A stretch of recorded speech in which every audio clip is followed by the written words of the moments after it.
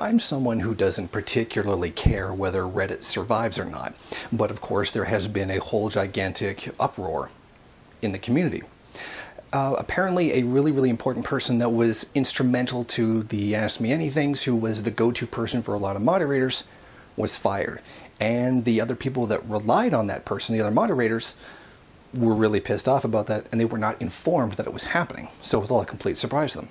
Now as a result, they all locked down their boards so that only really the people there can actually communicate as a form of protest against the actions by the company. So almost immediately, Ellen Pao, the woman in charge, the CEO, comes out and apologizes for not telling people what happened, and that the board people demand that that person be brought back.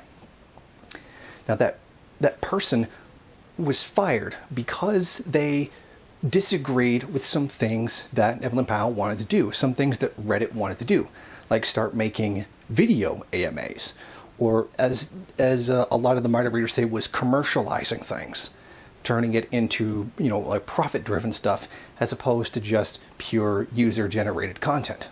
My question is this: how long did you think Reddit was going to go uncommercialized? I mean, Reddit is a corporation. Evelyn Powell is a CEO. I mean, what did you think a CEO was going to do? They were going to try to maximize the profits of the thing that they're supposed to run, which is exactly what she was doing. So I don't know why Redditors are so surprised about this and angrily denounce it. Reddit is a business. It has to make money or it can't exist.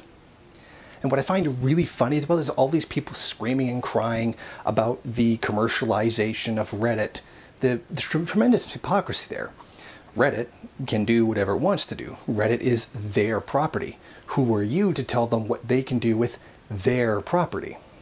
I mean, isn't this what they throw at us Marxists, socialists, stuff like that? In the end, here we see them towing our line to defend their own personal interests. So where's their ideology, you know, when this kind of situation comes up? And there's one last point I wanted to make. A look at what happened when a lot of boards that got shut down, a lot of them were dedicated to bullying and just in general being dumb. They cried freedom of speech. Our freedom of speech is being attacked. We're not being allowed to say what we are. This is about the freedom to express ideas. Says the people who immediately turned around and went ultra racist on her. Oh, you know, Chairman Powell, Kung Pao, all that other stuff. So is that how it works? If you feel someone is restricting your freedom of speech, you turn around and begin a hate speech campaign. I mean, it's just simply ridiculous. Evelyn Powell was trying to raise the level of discussion. I mean, this is the internet, and we really shouldn't be surprised that there really isn't any discussion. It's the internet. Racism, sexism, homophobia, name-calling, and insults are always going to be there. And these things are detrimental to discussion. So if you're trying to eliminate those and raise the discussion, that kind of seems like a good idea. But of course they interpret it as an attack on freedom of speech, because apparently our making fun of fat people was like totally a legitimate act of speech, and that they're trying to shut down your fundamental freedoms just by doing so. And then again, there's other people who responded to that by making racist attacks against her, rather than being reasonable. Choo-choo bitches. If you like this video and you'd like to see more of them, then head over to my Patreon page and show your support.